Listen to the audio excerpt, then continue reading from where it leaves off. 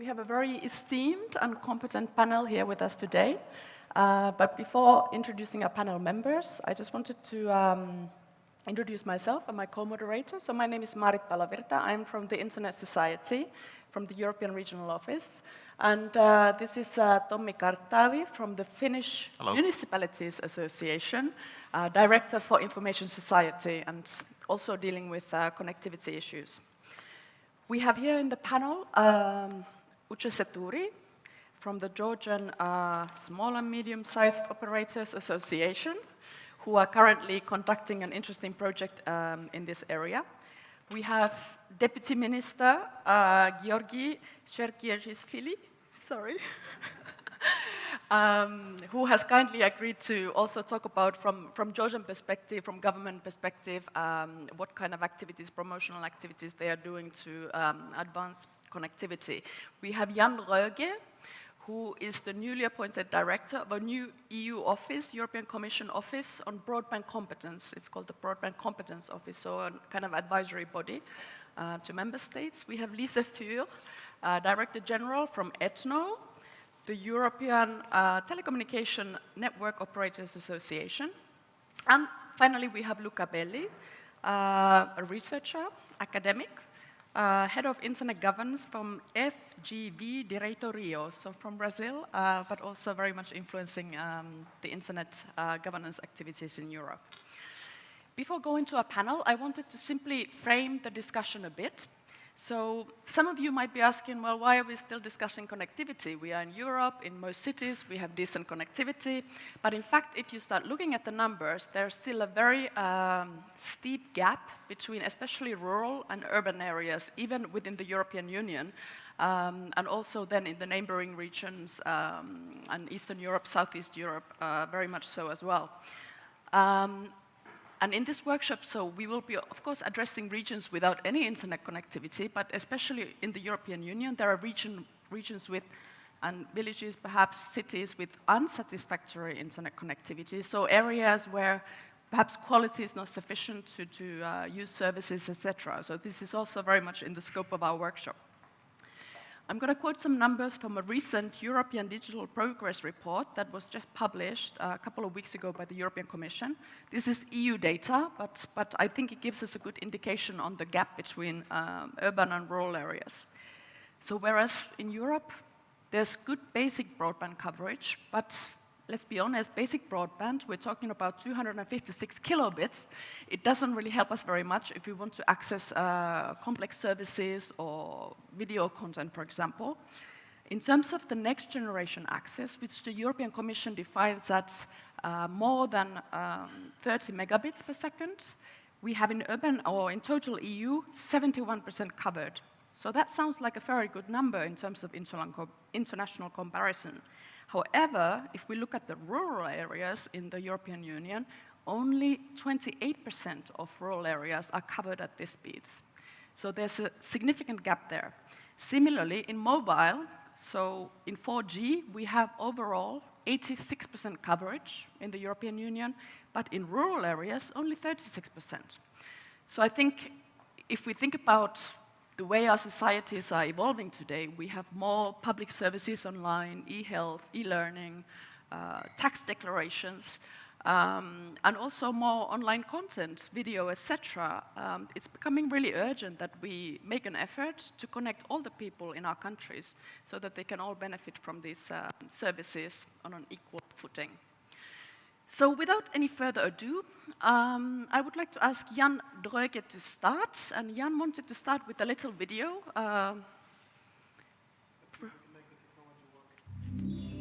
So let's see.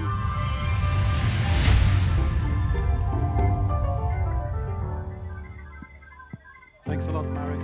So I thought I'd start with a short video that we actually just produced with the Broadband Competence Office support facility, because I think that will shape the discussion and show, so to say, what these community-driven networks might actually be. It's just one example, but I think it's a start. BAN is short for Broadband for the Rural North, and it is a community interest company, like a cooperative, so it's owned totally by the people with shares in the company. It's a pure fibre network. It delivers a fibre, well, 2 fibres to every single property in every parish that we adopt. It delivers 1,000 megabits per second symmetrical, which makes it the fastest residential network in the world. I believe it's even faster than NASA. We get more internet than NASA in our little farms. When we did the first plan in 2011, it was fairly modest. It was about 8 parishes, which is sort of about the middle of that plan.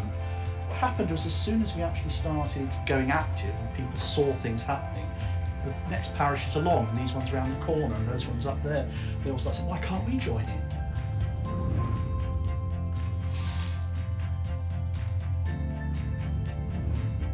To finance this project, when we couldn't get any funding or support from anybody else, we decided to make it into a cooperative, a community interest cooperative. So we had it all drawn up and legalised and done properly with rules and regulations. And we can never sell this company. This company belongs to the people. So what we did, we went to the people and we said, look, it's going to cost this much. If you will put that money into this business, we'll start this business and we'll buy all this duct, then we'll give you the duct back and you dig it all in. So you dig it through your land, to your houses, to your farms, to your villages. And then when you've got it all dug in, we'll come and blow some fibre through it and light it up and make it work.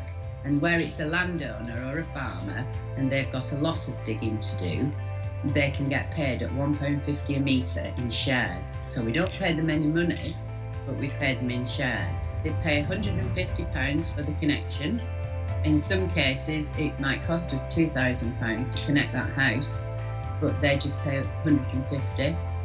And that's whether they take the service or not, because as I say, some people will just put it in and not take the service, but they've increased the value of the property. And the people who do take the service, everybody pays £30 a month. If a parish is accepted, it's got to commit to raising enough money to do its own parish. So this can be 200, 300, nearly £1 million in some cases to do a whole parish. And they have to commit to do every single property in that parish. They can't say, oh, we're not doing Fred up on the hill because he's too expensive or it'll take too long. They do the whole parish. Everybody in the community is entitled to a connection. But all the manual labour, going through gardens, putting boxes on walls, on houses, all that's done by local community volunteers in each parish. But any profit we make, it's called income over expenditure that we make, has to be returned to the community. I'm now connected where we've got the full facility of barn. It's like coming out of a dark cave into daylight for people who have not had that speed on internet.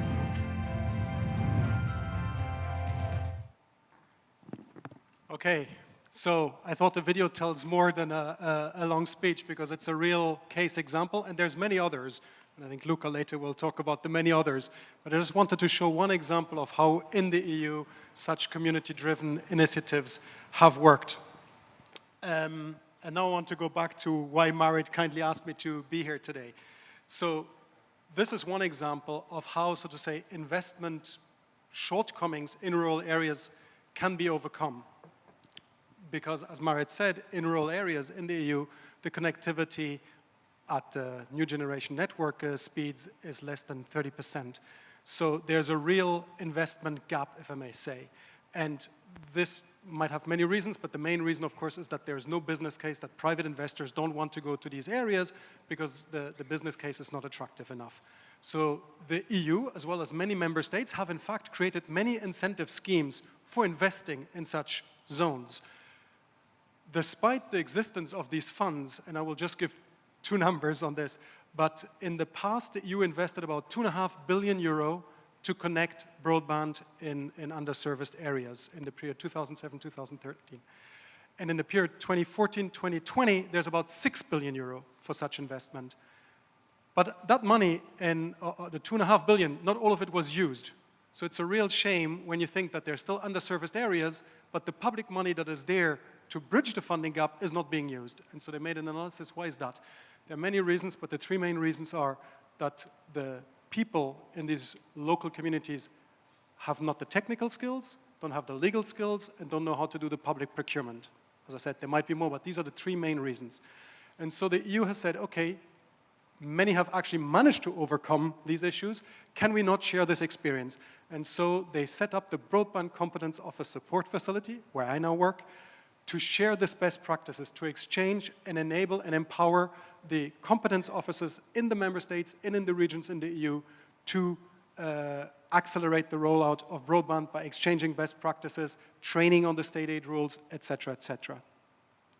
So I think that's a very brief summary of the situation, Marit, and then maybe we can then take questions later. Thank Thanks. you, Jan. Thank you, and very good. Lisa, would you like to continue? Next, from the industry's perspective? Yes, as Marit says, I'm actually representing the industry. The members of ETNO actually represent 70% of the investment capital in broadband in Europe, so it's a big chunk. And I think a panel like this is very important, and it's very interesting to actually discuss the various investment models, because when it comes to the baseline, all this is about is inclusive access to all the European citizens. And this is actually where we as telcos are also very interested. Of course, as Jan is saying, this is very much a matter of the business case, but it's also a matter of how we actually create the regulation. So from our side, actually, what we are trying to do is connect the many and not leave anyone behind. We're very interested in actually spread out the networks as much as possible. One way to do this is actually to allow for technology neutrality, because there are several ways of actually accessing the actual end user. So by allowing this and incentivizing investment, this is actually making it easier to get a rollout faster than if we only choose one technology. Another one is actually how we incentivize the different business models. And here, I think the community-driven one is a very interesting one, and I think we should welcome them, because if we look into the gigabit society and what we want to accomplish with 5G rollout, with a lot of other technologies, we're going to need a lot of money. We have the Commission stating a 500 billion bill for this, 500 billion euros, and that's until 2020. And I heard someone saying today that in Germany alone, it would be 100 billion euros. So we might even underestimate these investments. So every business model or every investment model is actually welcomed very much. I think we're looking at the code having co-investment, but I think actually this community is also a very interesting one, where you actually empower the end user by giving them also broadband that they can roll out and do in a way that's best for them. And this is said, I think this is very, very good, where we see there is no business models, because we know there are a lot of areas in Europe where the business model is not good enough, but if you can actually activate the community in these areas, we very much welcome this. So from our side, it's actually, we're looking into a landscape where we think that community investment is a complementary model to all the other investment models and should be incentivized. When we're talking about the EU funds, actually I've heard that some of the great issues are also that it is so difficult to actually apply for the fund itself. So it's also an administrative thing that makes it very difficult to actually get these money to work for the European citizens. And that's a shame, because we need to actually get this investment out there as soon as possible. So from an industry perspective, I actually have 3 messages.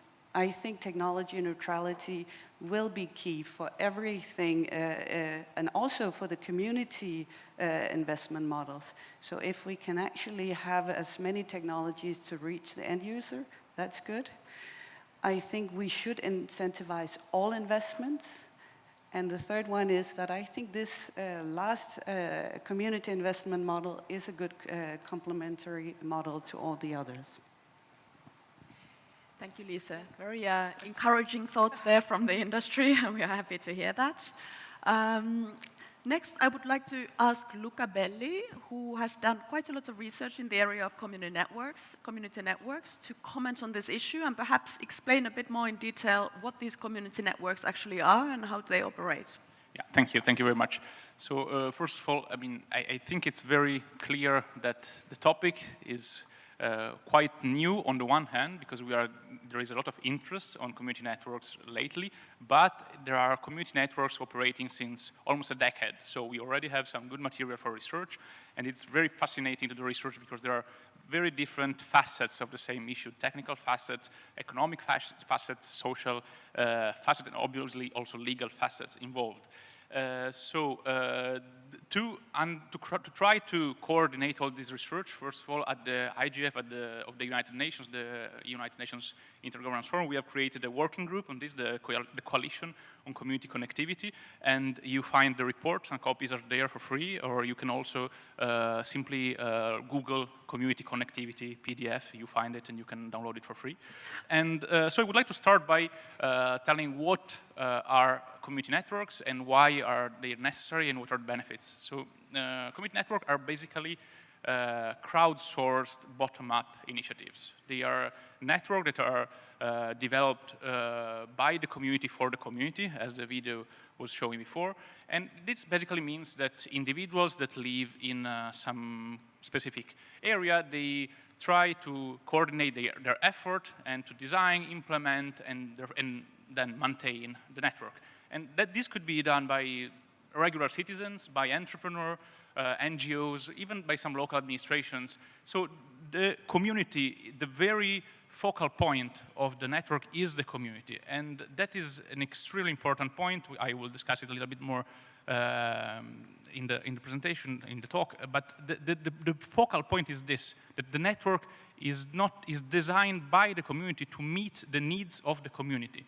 So that is an excellent reply to what I think is a market failure that we were showing now, which is that in rural areas, and it's not only in rural areas, it's also in urban areas with lower standard of life, a lot of people are still disconnected because they do not have the means to pay for connectivity, and also because obviously having lower level of income or being in rural areas, they do not represent a return on the investment of the private sector. So the private sector does not have an incentive to invest in a rural community that is very far from its network because it's a high cost, a low return on investment.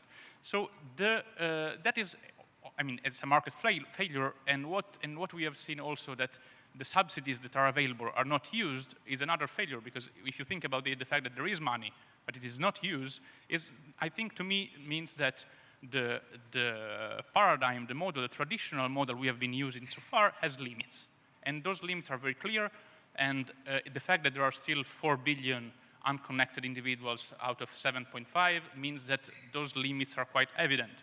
So the traditional model can be efficient in some areas, but does not work in other areas. So here it comes the community network model, which, as Lisa was saying, is a complement.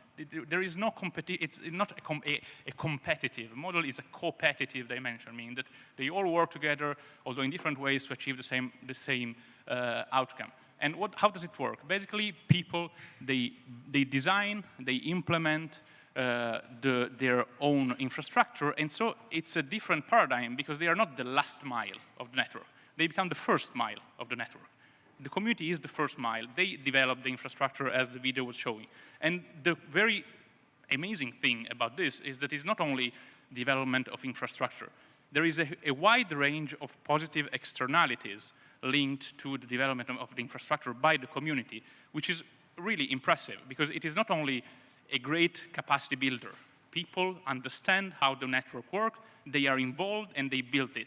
It's also in terms of access to knowledge and spreading of knowledge, because one of the great reasons why people in rural areas are also maybe not interested in internet access is because, with all due respect to great platforms like Twitter or Facebook, they are not interested in Twitter or Facebook. They would like to have local e-government system, local e-health system, e-agriculture. And so the people that develop the network, they start building their system. There are pretty good examples in the Wi-Fi network in Catalonia, or also in the Athens wireless community network, that show that people start developing online fora or voice over IP systems or other kind of services that can help the organization of the community. And you have some examples, for instance, in Nepal, the Nepal wireless community project.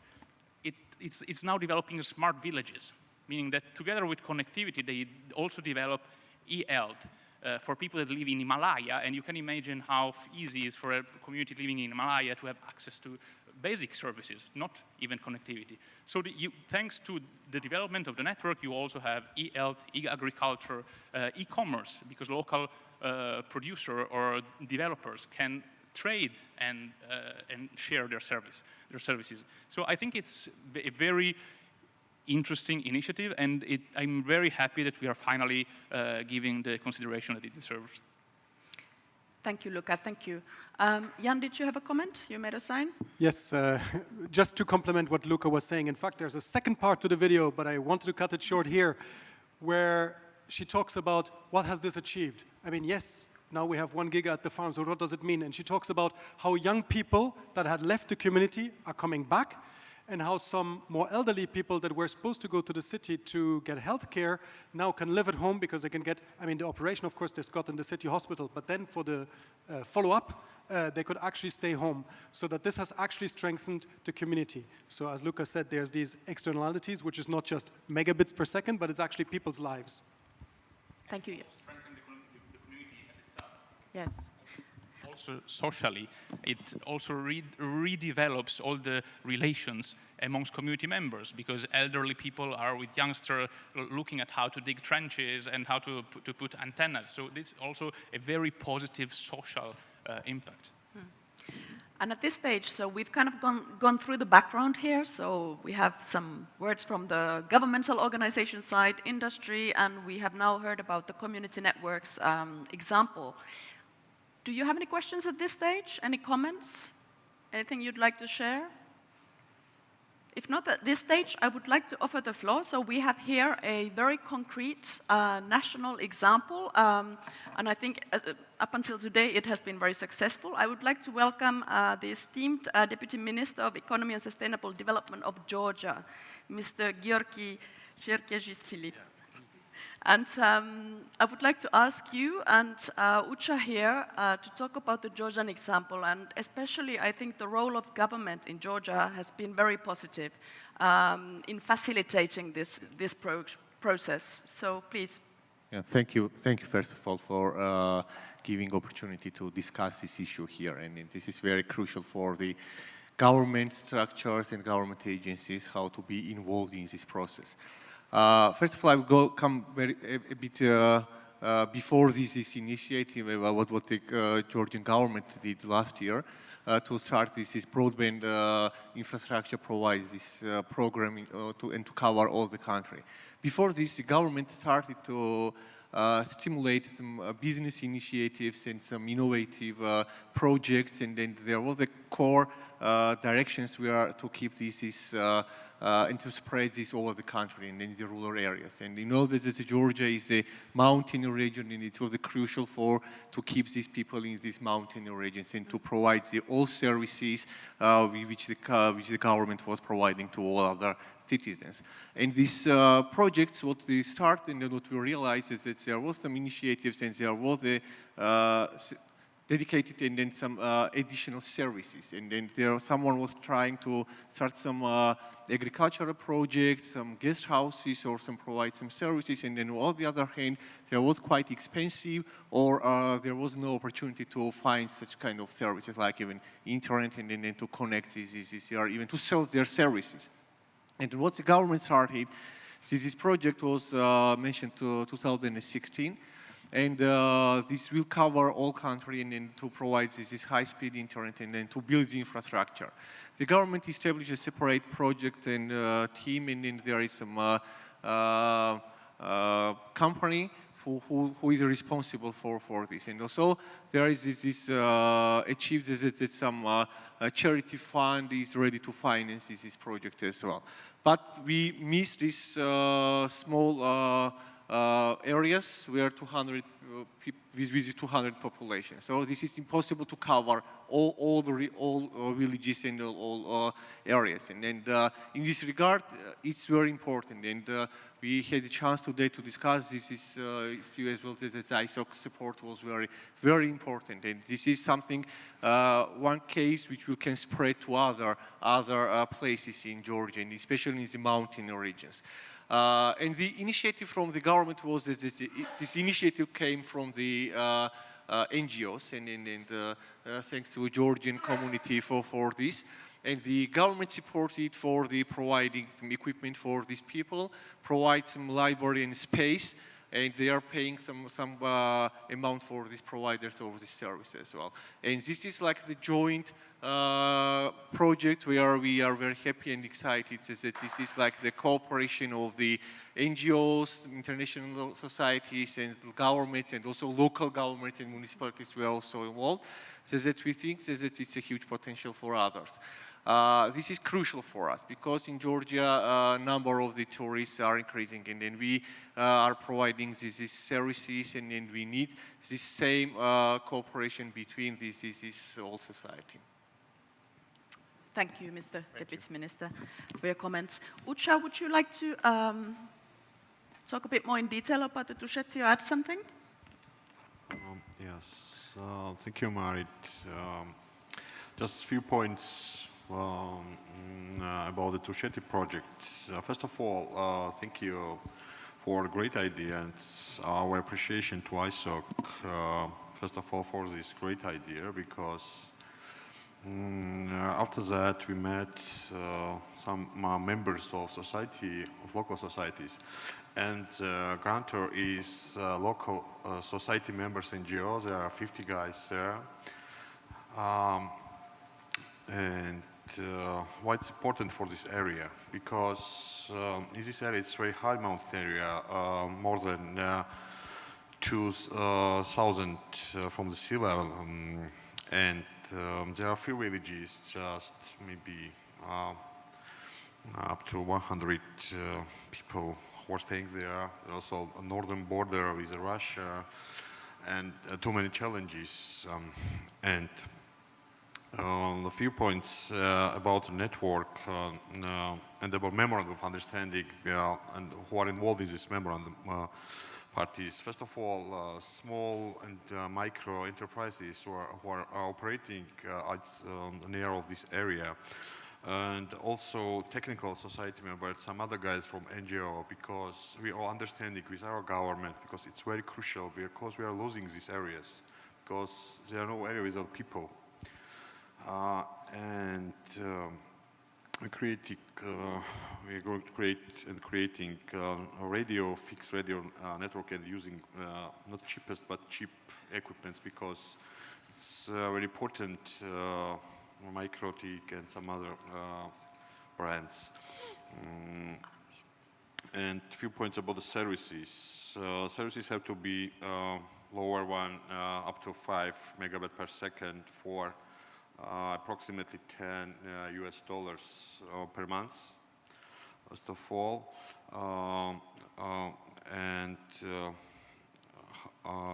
Let's have a few words about business sustainability of this project.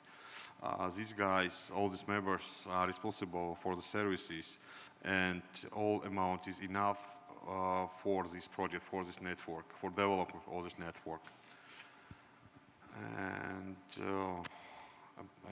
Another point is we are not using electricity, and all this equipment and network is working based on the solar energy. I think it's Thank you, Ucha. I wanted to have a follow-up question, and I don't know who would like to pick up on it, but as far as I see it, so we have a, I'm going to say that word again, multi-stakeholder panel here representing government, industry, and actual project examples. And I think there are various linkages whereby different groups, stakeholder groups, will of course have to work together. And one of the points or questions I wanted to ask is that, okay, you will have a community network in some village, but the common sense would say, well, how do we connect to the global internet? So, you know, there needs to be some kind of backhaul, etc. And in this case, operators, existing operators with existing networks, of course, play potentially an important role there.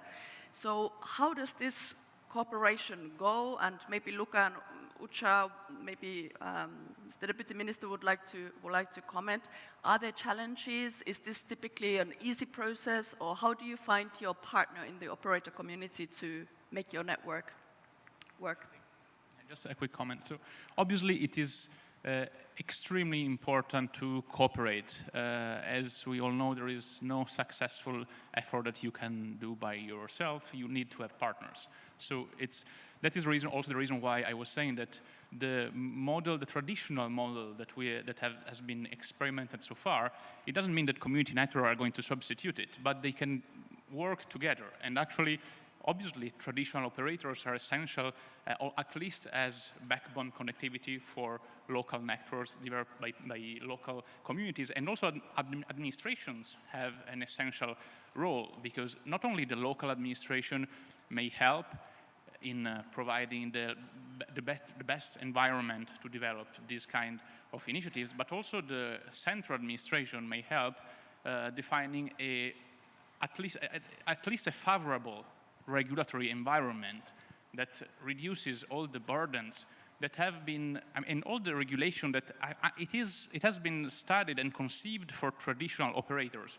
But obviously, for instance, if you think about licenses to be an operator, a small community network operated by a non-profit does not have neither the legal skills nor the funding to apply for licenses and pay for licenses. So it is kind of absurd that they have to undertake the same process and pay the same fee as a big established operator. So government can, for instance, reduce at least the regulatory burden for NGOs that operate community networks, or in the best case scenario, simply eliminate this requirement for local operators.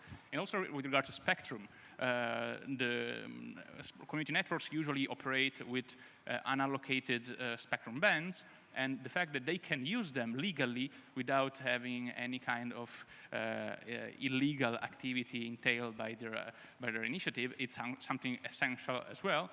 And finally, there are also some other legislation that interfere with the community network activities. For example, in France, the Adopi law that wants to protect copyright, but has as an ancillary effect the fact that every individual is responsible to secure its own connection. So if you share your connection, you are actually liable for sharing connection. So it's illegal actually to share your connection.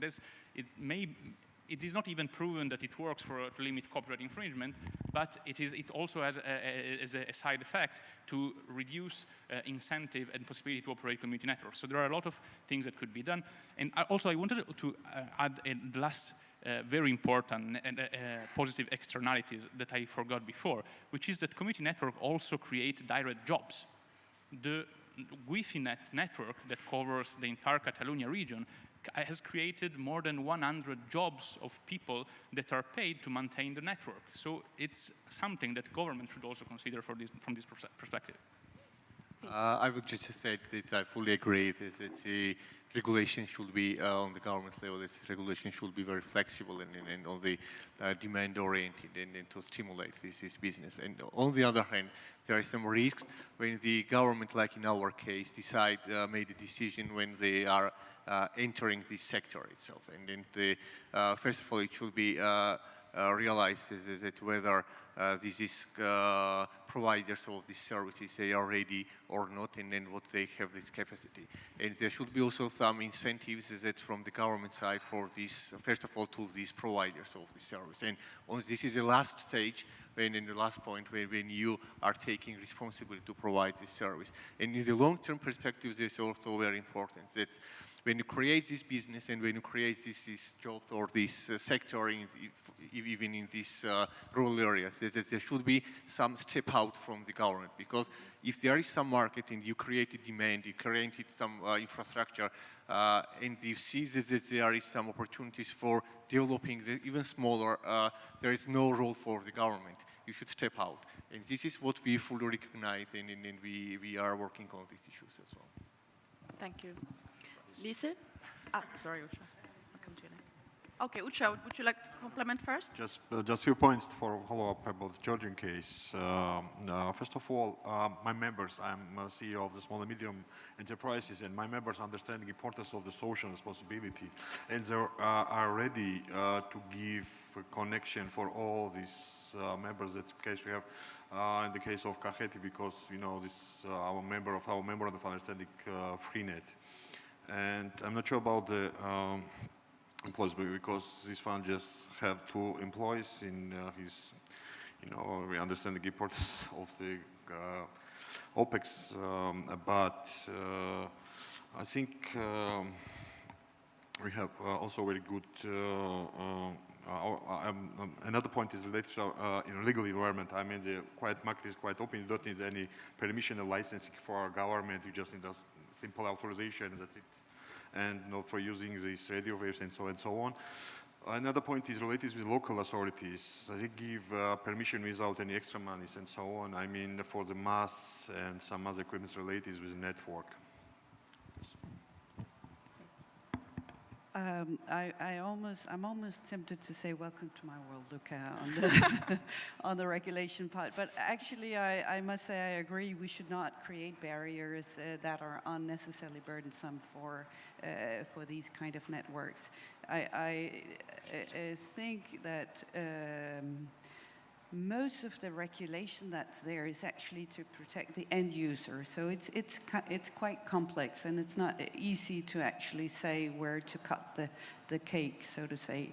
But I agree that you should look into what's necessary and what is not necessary for these kind of networks. Okay, I have a follow-up question to the connectivity to the backbone. Sometimes the challenge is that even though there's capacity, there is no access to that capacity because the operator or whoever owns the fiber is not letting anyone in or is using prohibitive pricing or something else to do that. So do you think that there should be some European level regulation to the dark fiber?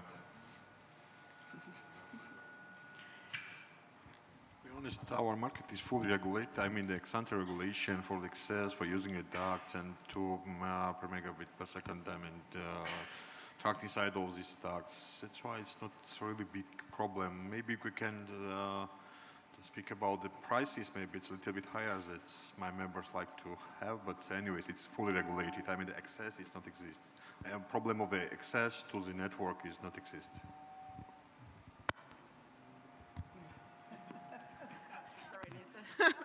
Well, yeah, as Jan is saying, this is more for you. And certainly it is, but I think the key message here is if you see an area where you don't have retail competition, yeah, you need to look at it, because we need that actually to keep the prices at a fair level. I have no knowledge of the community-driven network, so I don't know if they're ever in a position where they misuse this. But if they are non-profit, I would recognize this would not be a problem.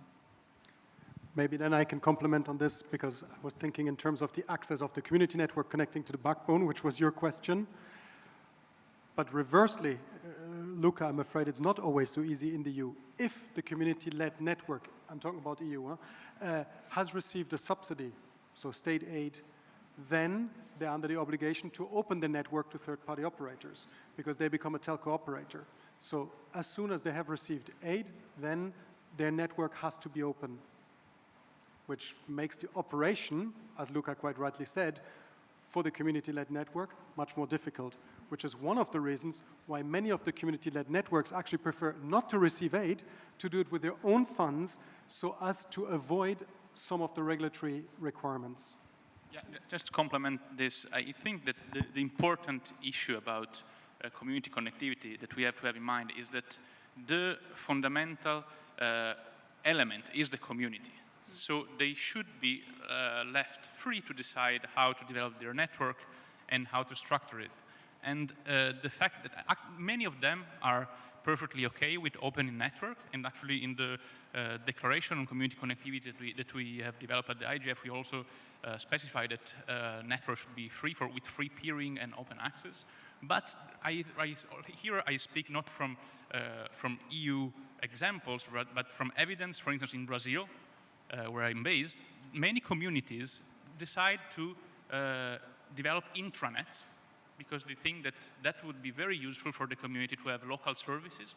And maybe they have servers in which they store educational material or other material that is downloaded and then is shared with the community. But that is not properly internet, is intranet.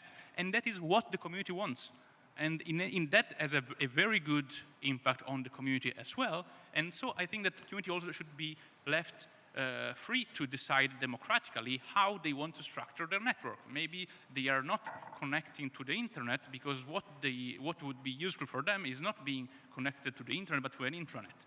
And that is, I think, a choice that should be left to the community. And I think that this whole effort of empowering community, giving them at least the information to understand, and I'm going to tweet then after a good guide on how to develop your community network. So if you want, you can also develop yours.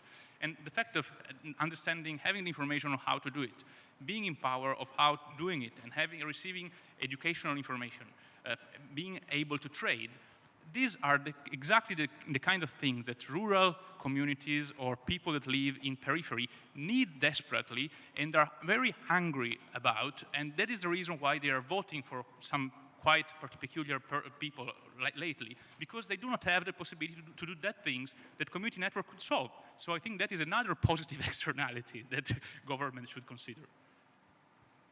Okay, very good.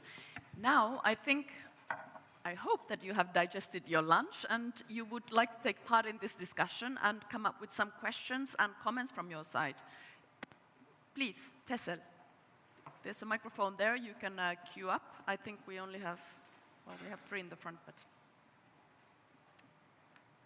So earlier it was said there are a lot of EU funds and they are not being used completely. So my question is, what should happen to make these funds available for community networks? Okay. So the first thing I'd like to say, some of the funds are being used and reached the target. That's maybe the first thing I want to say. Not all of the funds are being used, yeah? The first thing is that, as I mentioned, the EU has set up the Broadband Competence Officers Support Facility, which we're running out of Brussels, to coordinate. And in fact, what has happened is that each member state has designated one contact point, a broadband competence office, and many regions. And I see Harald here from the BCO in Latvia. And like him, there are 27 others, if I may say, contact points in the member states whose job it is precisely to overcome these bottlenecks. Yeah? So I think in that sense, this issue is being addressed. And then I think somebody on the panel mentioned the rules are not always easy. This will be the next stage. If I may also complement saying that another very good effort that has been organized by the European Commission is the promotion of research in this field. And 2 of the chapters of this book have been authored by members of the NetCommons project, which is a federation of community networks in Europe. And they are brilliant people doing amazing work and describing how they have been organizing their network, how they have been structuring it. There is some really high-level research in the project they are doing. So I encourage you both to read what they have written here and to Google again NetCommons, and you will find, it's netcommons.eu, actually. You don't even need Google. So, hi, my name is Michael Ogea, and I want to speak purely on my own behalf. I'm not representing anyone. I have just a few comments. The first one is, I've started getting more involved in the community networking community in general since last year. And at least, especially in my experience so far, what I've found is that, as Luca already said, this can't be emphasized enough. What's really important is that we must focus on what communities need and what they want. And that's even more so because number two, and this is in my experience so far, little regulation exists, especially when it comes to community networking. And sometimes this is bad, since regulation can sometimes protect community networks, especially in general, but they can also, little regulation can also be a good thing because it could also, increased regulation might somehow end up empowering incumbents, which could end up hurting their operations. But especially if we or if governments and the private sector are committed to connecting the interconnected, something that I was thinking is that perhaps governments and the private sector should encourage their networks and colleagues to support community networking in general and not see community networks as a threat. I think that I'm not necessarily sure what the politics are behind that, and again, I'm not trying to speak on behalf of anyone, but since community networks tend to be in underserved areas in remote places, often without any access to backhaul, or to fiber, I think supporting that is really key to getting the next billion people online. And specifically, I mean, I'm really glad, Luca, that you mentioned spectrum. Spectrum is so important when it comes to how community networks function and can proliferate, especially because there are two key questions as well, and this is especially for government. So for instance, if the EEC is considering giving more support to community networks, does the government make experimental licenses available for local access options like community networks? And would a government consider a social license to allow unused or unlicensed spectrum to be allocated, let's say in a village with maybe 3,000 or so people or less? These are two key questions that need to be discussed when talking about how we use spectrum. Sorry for the long intervention. Thank you, Michael. Would anybody have any comments on that? Can I ask, in the Georgian example, perhaps, so the village that is currently being, or the region is actually a region that is currently being connected, is I think it's the highest village, in Europe, exactly. So we have gone for the most difficult case scenario already. And spectrum, of course, was of the essence for that project. So maybe you would be able to say a bit about the spectrum policy in Georgia, as an example. And before this, I just add some comment about this demand from the community. Because this is just not only the case, because on the other hand, we also should discuss these opportunities and then demand and then the necessity from the government side as well. Because government has responsibilities to provide these more services, which is not accessible to these people. And government sometimes is spending more money to provide these services to these people in these areas. And this comes like the both sides, not only from the community side. And so this is also very, very important that government has some interest to have these communities developed and to have this access to this information from this community level. In Georgian side, and on this project itself, this has a very, very important issue and a very important project, because not only this high mountain region and this one dedicated villages, also we have a quite difference. And today we had a chance, and then we were talking about this issue and how we can spread this as a case and then to spread in other regions and in other villages as well. So this is something that we really will support on the government level, because we have many other projects providing some support for increasing their entrepreneurship and then this community to strengthen there. And so from our side, this project will definitely go, and then we have resources already accommodated, and then we will work with these international organizations as well. So this is what we can say nowadays. Okay, thank you very much. Ucha. About the spectrum. Yes. 2.4 and 5. Okay. 2.4 and 5 is free, and you know these areas are not served, there are just few people. That's why it's useful, and you don't need extra allocated spectrum there. And another question is related: these areas are outside of the interest of big sharkies. They don't care about this market because it's not a market actually. There are just few guys and huge areas, 50 villages, and you know it's not. That's why government creates some how to say. Government regulates competition for access and so on. But areas is outside of this interest. It's some kind of free. They just need to organize, the local society members just need some union and do this stuff which is needed for their society. It's not only related with the internet, it's the same stuff with the roads, maybe same stuff with some other services on these areas. Luca. Just also wanted to say about regulation that, of course, we are all equal in front of the law, but I think that in some cases, some positive discrimination could be useful. When Liz was saying, welcome to my ward, thank you for that. But the thing is that also net ethno members have resources and also a size that maybe can justify regulation. A community network that provides access to a couple of hundreds or a couple of thousand people obviously does not have this kind of resources, and obviously it could be thinkable to have some sort of progressive regulation where a very tiny non-for-profit community network would be exempted from some regulatory burden, and obviously a multi-billion network that has several million users will have to respect more stringent regulation. I think that is something that could also be considered by regulators and policymakers. That might be a difficult sell, but yes. Actually, I agree with you. I'm not saying that we should apply exactly the same regulation, and that was also my point.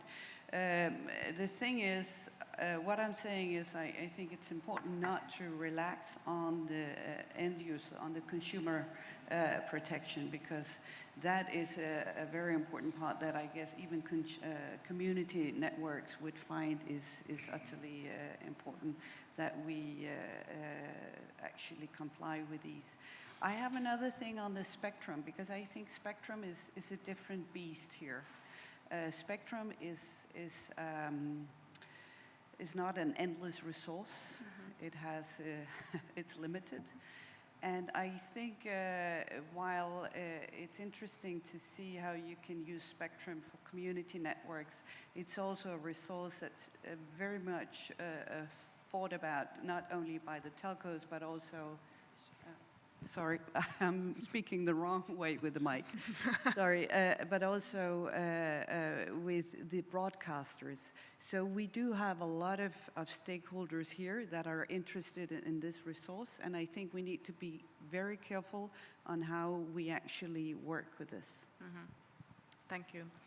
I'd be very pleased to hear some comments from the audience. I know we have people from various countries. It would be interesting to hear about the challenge in your country, and more specifically also if there was a solution. So what are your countries doing about the remote connectivity issue?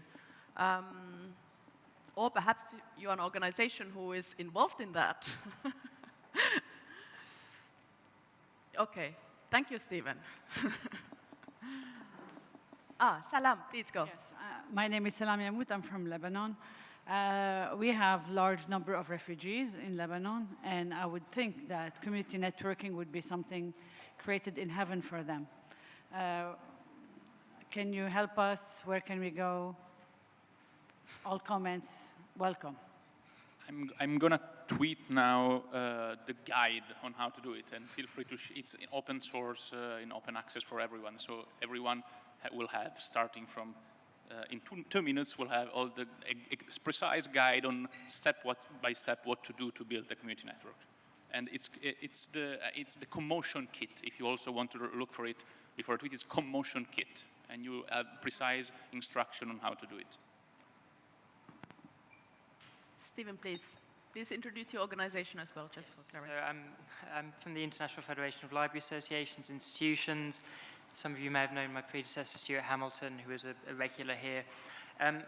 As your guest, I can summarize my points by saying libraries are great, but then leave you to work out what I would say around that. I think the argument I was going to make is that we've been talking a lot for a long time about public access and the fact of having not just the connection, but also a centre, a place you can come to, a place you can get used to the sort of working communities, a place where you can upskill, a place where there's no sort of questions asked, a place where you can access even the hardware to get onto the internet, which isn't necessarily a given in all situations. I think the public access logic and the community network logic should be complementary. We just fight over which is the first mile. Is it the one that gets the connectivity, the backbone to the library, or is it the mile, is it the TV white space, is it the fiber, is it the cable that goes from the community access hub, the library, to the house? I think these are areas which have fit really nicely together. There are regulatory issues. Certainly there are countries, I think I've come across Colombia, Greece, France, which have sort of exceptions which allow you to take up a bit of TV white space, which is by definition inefficiently used TV spectrum that you could use to actually get people online. I don't know, these things sort of are developing nicely. In the US, there's been IMLS has given money to about 15 libraries to build up TV whitespace projects. And all of these things are really complementary. The question, because it's terrible to come up to things like this and just talk about yourself and be so angry about not being on the pad. What's done, in your experience of community networks, what's done to actually give people the skills and help people develop the skills necessary to be producing their own content? Because potentially it's a virtuous circle. The more you produce, the more people value it, the more people get into it, the more you produce. What's done in the examples that you have to actually get people into a position where they can enjoy this virtuous circle? Thank you. Thank you. So I think it's a key point, actually, that we haven't touched upon yet. And also, I think for the business case for ISPs, there always needs to be demand. And if people don't know how to use the tools, or perhaps don't think the content is interesting, there's no business case. So maybe, Luca, you had an immediate comment? Yeah, I mean, a reaction on what is done to make people, to develop capacities of people that are then involved in the construction of the network and in the use of the network. Well, two things. First of all, an essential element of community networks is leadership. So basically all the successful example of community networks include a core of community leaders. There are people that really believe something has to be done, and they either already have the skills to do it, to build the network, and to develop software, to develop applications, and they share them with the community, or they learn those skills and then they share them, or, and this brings me to the second strategy, they simply partner with a local institution, and here we come again to the importance of partnership, to develop, to train people.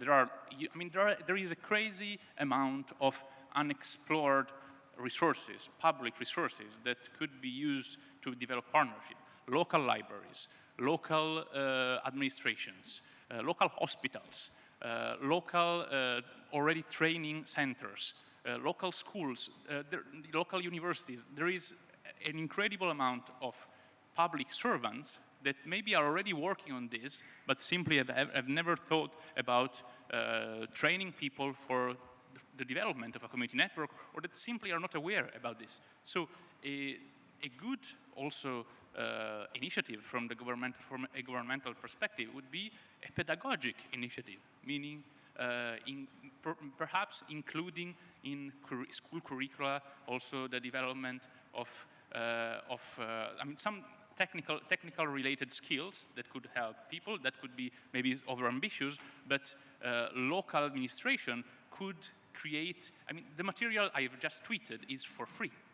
You simply have to find one person that is able to read it and has the time to read it and then explain it to the other, and then it's done. You simply have to do this. So it's pretty easy to implement. Thank you. Yeah. Yeah. So indeed, the broadband in a way, or the connectivity, is an enabling technology. What you then need is the uptake to create the impact. I can only speak from the EU point of view, but I would say there are 3 policies or initiatives that the EU is driving around this right now. On the one hand, there's the rural digital hubs to promote, if I may say, innovation and business in rural areas, funded by the EU. There's the Smart Village initiative, which complements this with, if I may say, the community-led, but also the e-government enabling technologies, and then the infrastructure, the broadband itself. So the EU is trying to bring these 3 elements together, if I may say, precisely to connect, if I may say, the technology with the uptake and the usage. And in the usage aspect, I might just add the whole aspect of training, skill development is a big part of that. And the EU has been quite active in that sector for a long time. Okay, thank you. Please. Maybe I will add one additional program what the government of Georgia is providing nowadays. Is that we have a separate agency, it's the Innovation and Technology Agency, and then we have within this program under the World Bank support, we are providing this service of to train the training, to provide train these trainers, and also to expand these techno parks and then techno labs within these rural areas, where there will be opportunities for young people and to everyone to get this information and then to get some trainings in IT solutions and then etc. So this is something that we have a separate program for providing and then to support these initiatives. Yes. Some follow-up about this program also. We got 50 vouchers for Tusheti members. They're trained about e-learning programs related with Expedia and Booking.com and so on. So now some e-learning process of create their web pages and others. And they also have $80 for, termination, maybe antennas, maybe some monthly fees and so on and so on. And in terms of I'm thinking about the business case still. So I think the easiest way we have this connectivity gap in a way. And the easiest way to scale and get people connected is really if the industry would simply have a business case to invest because they have the scale and the pockets to roll it out at quite some speed. The second step, I think, would be then, well, if that's not the case, well, the government may step in, come up with incentives, etc.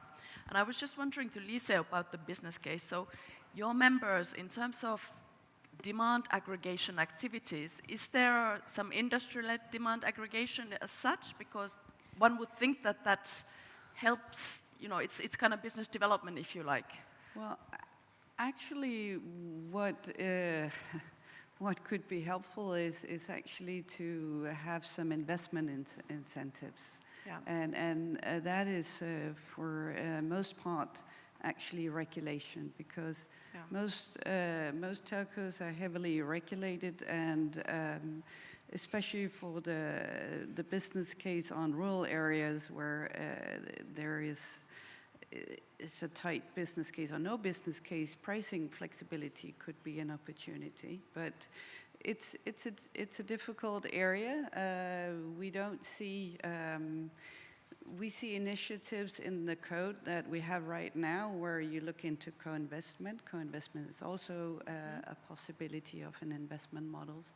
That is actually leaving some pricing flexibilities, but that's going to be challenged by the parliament. So from my side, it's, if we look at the different business models, it would be to allow for all technologies. You could use wireless, you could use G.fast, you could use cable technologies. You actually get very, very good connectivity on many technologies now.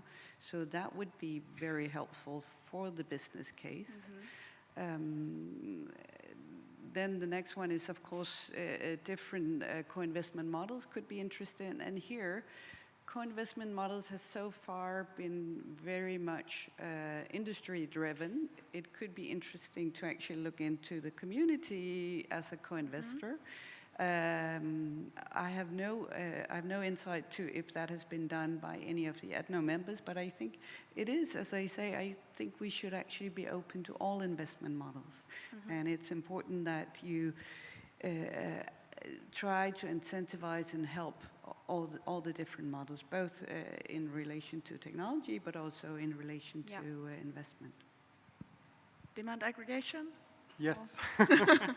So I think, Marit, that's a very good point, because indeed the example we showed at the beginning of the video is basically a frustrated community, if I may say, taking their destiny in their own hands, saying, okay, we're not getting the service we want. And so they aggregated, in fact, the demand from all the community, like they had 100% coverage in the community. They then decided to create a cooperative to roll out their own network and then run their own network. They might also have gone to operators and, if I may say, auction this, so to say, as a concession, because they already aggregated the entire demand.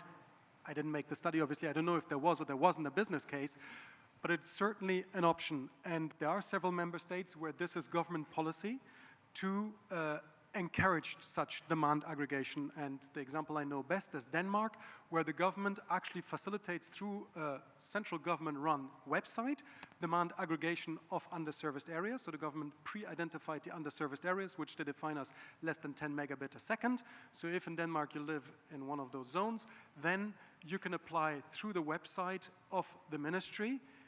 Once you have a critical mass of users in that underserviced areas, then you go to the operators and ask for a bid, basically. Okay, it would cost X or Y to connect your zone.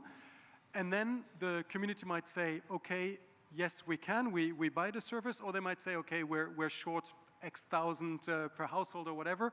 And they can get a gap funding, but a gap funding for demand from the side of the government to the users. And such models, so the mixed model of demand aggregation and funding, I think, is something that is certainly replicable in other areas. Now, it works well in Denmark because the zones are small, because the connectivity is already very good. So you have to, I think, tailor your solution to the challenges in your country. Can I just add one comment? Yes, I think please. that the main added value of government here should be pedagogy and information sharing. And I'm a little bit skeptical about building a business case for the simple reason that we don't building a business case based on the model that we already have. I think is again trying to solve a problem that has been unsolved by the traditional solution with the same traditional solution. And let me explain why I'm thinking that, because so the traditional model works as a consumer that buys access to a service, a good that you want, that is sold by the provider, right? And this works as long as the provider is interested in providing the service or the good, and the consumer has the money or the interest to buy it. It is quite evident, I mean, there are clear evidence, 4 billion people are unconnected. There are 30% coverage in rural areas. That is, to me, quite clear evidence that this model that is not really fit for the purpose of connecting rural areas. On the other hand, you have communities that build their own model, and in that case, the paradigm is not internet access sold as a good, but is the community becoming the first mile. That is the reason why I was using the difference between last mile and first mile, because it's the community that is not only the consumer, it's also the producer of connectivity. And I mean, the internet is aimed at being a network of networks. So let's give the people the possibility to build their own network and interconnect it. So I think that the main point here is trying to involve the government, not in trying to repropose the same solution with a different name, but in sharing, in being active in sharing the knowledge of how to do it. I mean, again, the documents I've just shared are in open access. It's simply a matter of sharing them perhaps through public libraries or local administrations. Yeah. I think, I mean, there's a complementarity, as we said before. So in because of the urgency of the issue, let's say, I think these different solutions can go in parallel and should go in parallel. And I think it's very exciting to hear about the demand aggregation, that people take the destiny into their own hands and they start creating the business case. And also about the co-investment models, so that ISPs are willing to negotiate and perhaps coming if either government puts some money or maybe community comes up with some money. So, and then of course we have the first mile scenario whereby community is so independent and competent and capable that they want to simply run it themselves. Lisa, please. I just wanted to say on the numbers, we have only 30% covered with fast speed broadband. So we actually have a coverage that's close to 90. It's not perfect, I agree.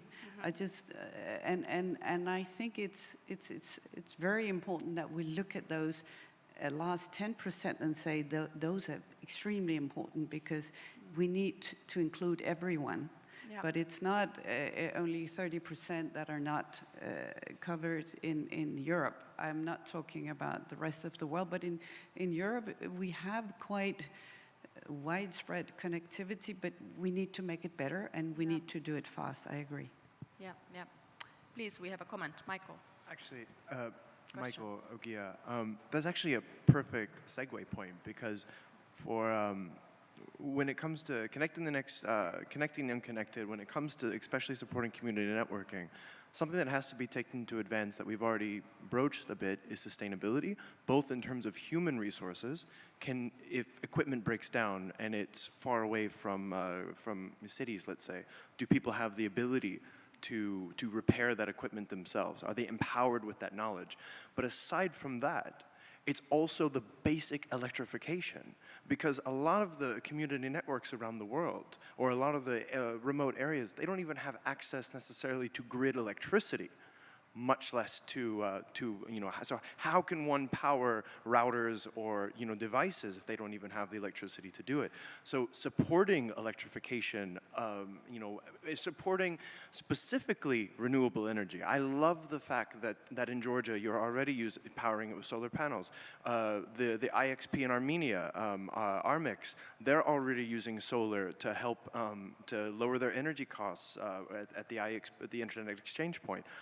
The point is that by emphasizing sustainable energy as well, that's another way that we're going to ensure that overall these community networking initiatives, or any way that communities are getting connected, are going to stay connected, are going to be able to continue to use the internet in that way. And sorry, that was also a comment.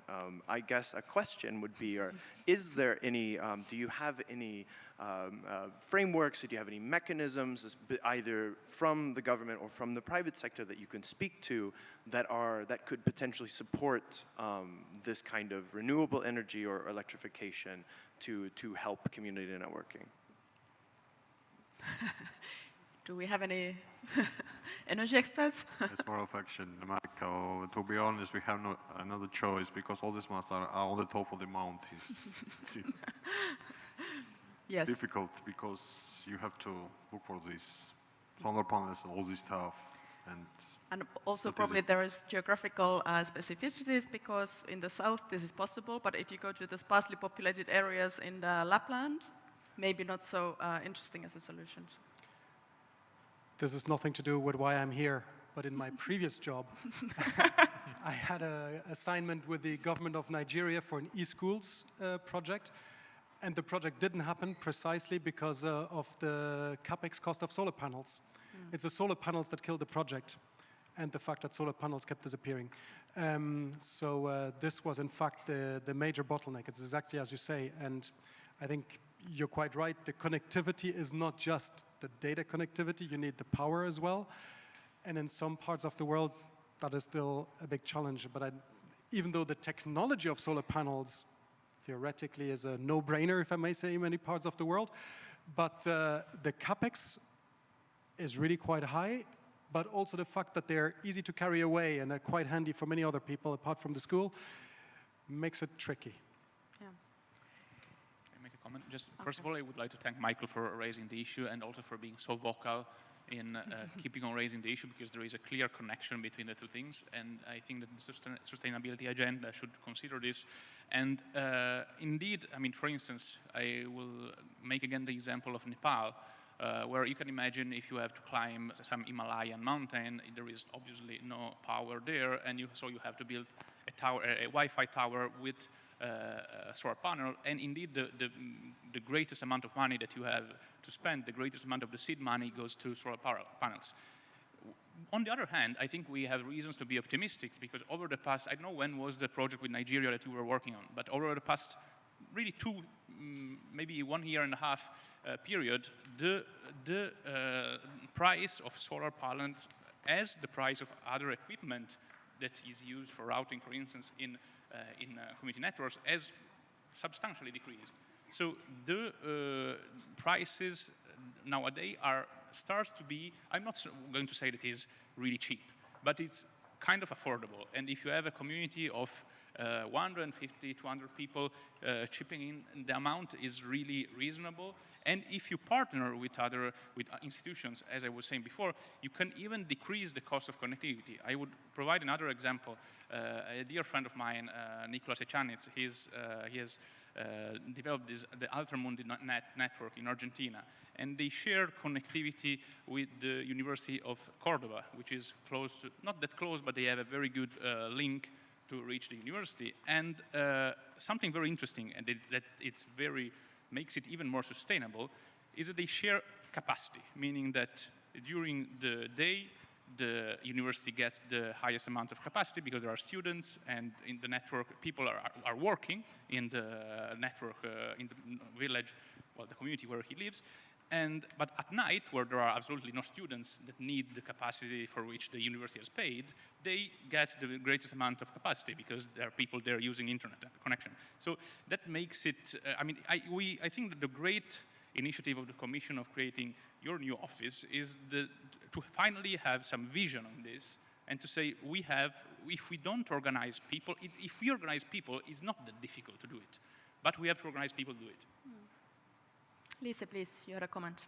Yeah, I just wanted to say, Etno, we're a member of GIZI, which is the global e-sustainability initiative, and our members are certainly taking this very seriously because this is the only way to go in order to actually create a global sustainability. So from that side, yes, we are looking into it, we are taking it seriously, but it's of course up to the different member on how they actually do this and implement it. Ucha, please, you had a comment. Georgi. Sorry, I would just add some few words about this energy issues and sustainability of this providing. It's just one region of Tusheti where even in these Soviet times there was no electricity in the road. And now the government started to construct the road there, and this region will be more connected to the other world. And also, Georgia is the second in the world within these hydro resources in Europe after Norway. We had a huge opportunities for developing this small and medium-sized hydropower plants. And so it depends on the case, and then depends on the site itself. Whether sometimes it's better for solar, better for hydro. So this depends on the village and on the site itself. And once again, and then one issue is also this regarding the sustainability within the Ministry of Economy. Our name is the Ministry of Economy and Sustainable Development of Georgia. This is where we are taking responsibility over the sustainable development of the country. And regarding these issues, we are working also with the energy efficiency issues. And then Georgia became the member of the European Energy Community, and then we took a huge responsibilities over these years. This will be also in place, and we hope that this will be very successful reform as well. Thank you very much. A few notes about our budget.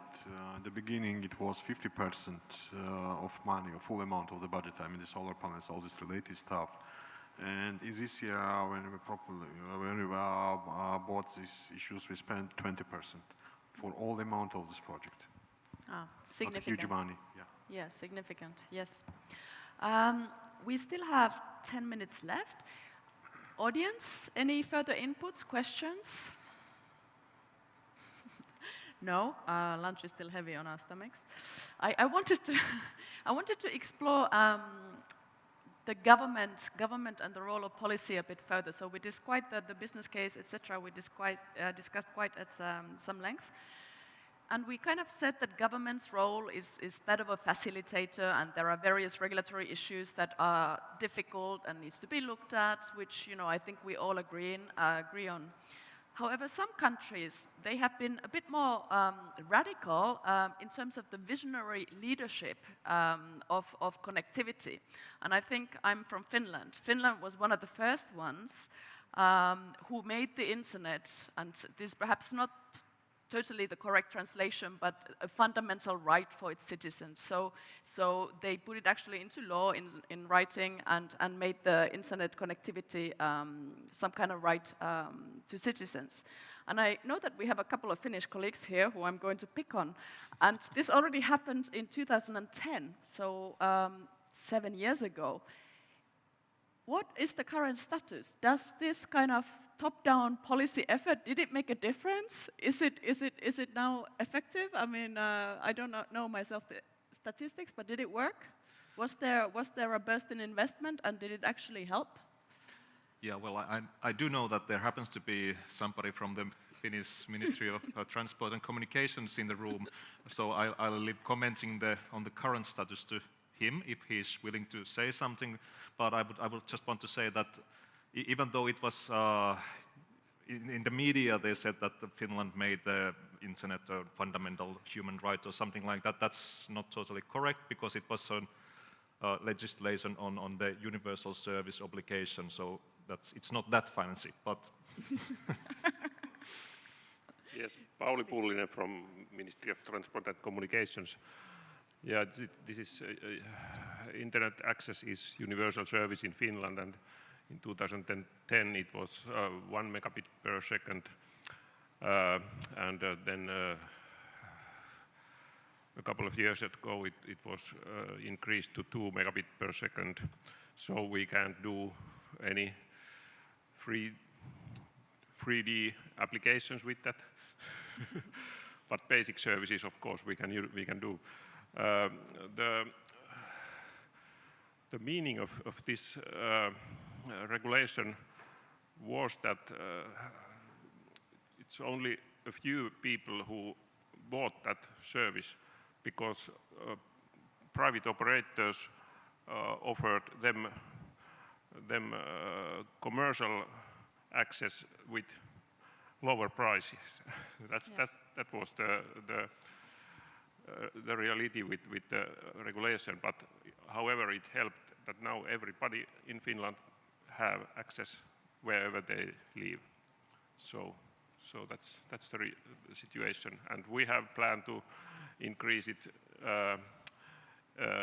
to 10 megabits per second in a couple of years if it's needed. Now it's discussion if it's any more needed, because we have so good coverage with 4G mobile networks. Yep. Yeah, I would like to add that what is happening in Finland is that in rural areas, the operators are replacing the old copper landlines with 4G. So what is happening that the people don't anymore have the fixed access, but they have 4G and then 5G when it comes, and the coverage is quite good, but it's not without its problems. Yes, thank you for that. We had a question on the floor. Well, this is partly an update, partly a question. In the United States, many of you may know that the Obama administration put out a national broadband plan in 2010 with some very bold goals about broadband deployment. That was something people across the political spectrum agreed upon, but there was not a lot of follow-through. So my organization, I'm Baron Soka from Tech Freedom, we 2 years ago suggested that our Federal Communications Commission should study the issues that were not were studied in detail by the National Broadband Plan. We called for a Broadband Deployment Advisory Council, and I'm very pleased to say that our new FCC chairman has actually set that up. The BDAC has begun its work, and has organized 4 working groups to collect expertise from across civil society, from companies, from local governments, from state governments, and from federal governments to study why broadband deployment is difficult and what can be done at every level of government, local, state, tribal governments, and our federal government to make broadband deployment easier.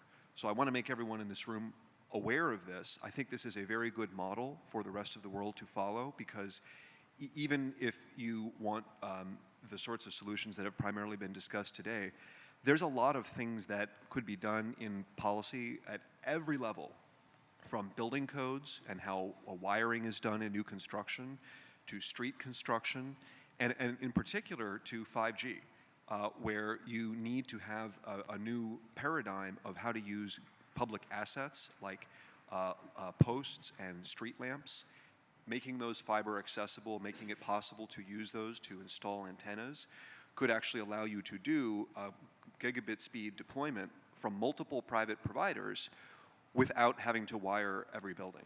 So that's a general update. And then my question for the panel is, what do you think, what should happen, or what is happening in your countries or in Europe along those lines to, if you will, to study the problem from the bottom up and to look at not how do we build a single network, but rather how do we analyze the landscape, how do we look at the specific practices, the specific fees, the specific red tape that is in place that might make broadband deployment more difficult. How do we get those policies better in order to stimulate more deployment? Thank you. Okay, thank you very much. Maybe I'll do a first reaction. I'm sure everybody has something to say on this one.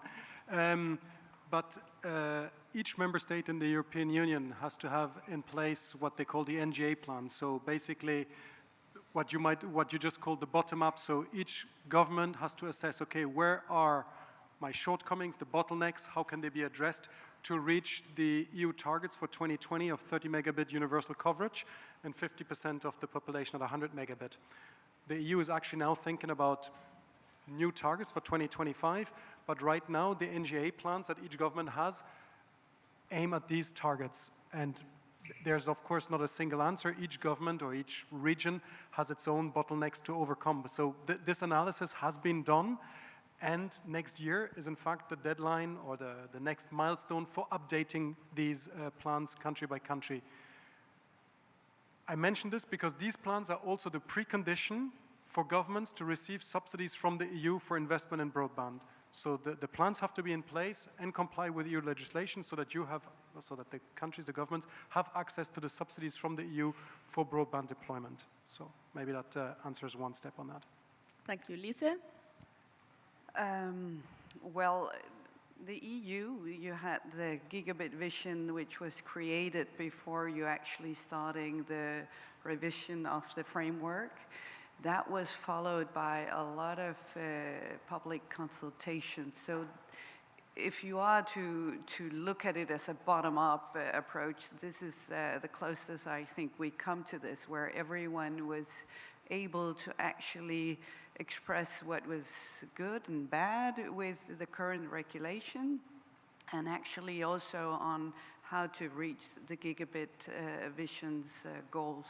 And I think in Europe it's a bit tricky because you have 28 member states that have 28 systems that has trying to actually squeeze that into harmonization, but we all have different premises on how to do things. So every market are still different and every community is still different. So while I think it's important that we harmonize, we have to respect that the markets are different.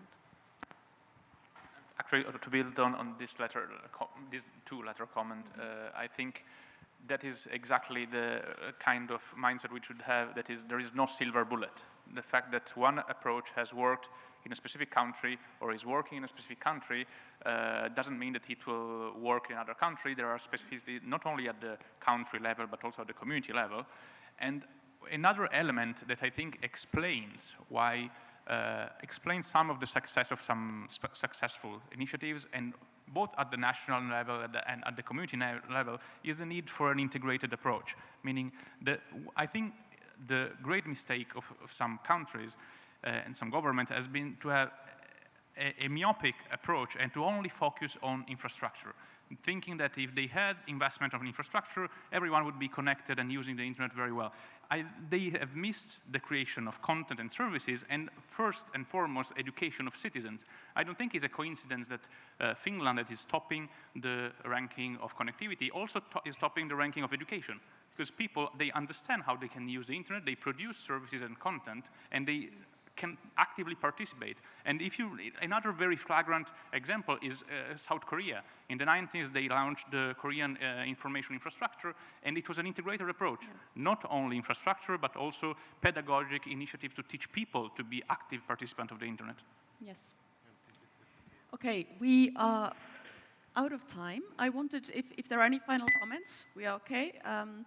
So wanted to wrap up the workshop, and as at EuroDIG, as usual, we have had a couple of reporters here, Aziz Altabayev and Tessela Renzenbrink, who have been working very hard, taking notes and trying to conclude our discussion that was going to different directions. So I would like to ask Tessel maybe, do we have a microphone? Tessel or Aziz, to conclude with a couple of 3 bullet points, what you heard today, and try to wrap up the discussion like that. Thank you. Yeah, so I have 3 points, and they are summaries and recommendations, but maybe for the time I just go to the recommendations, or do you also want to hear the summary? I leave it to you. Okay, the traditional network model is sufficient in some areas, but not all. The community network model provides a viable alternative.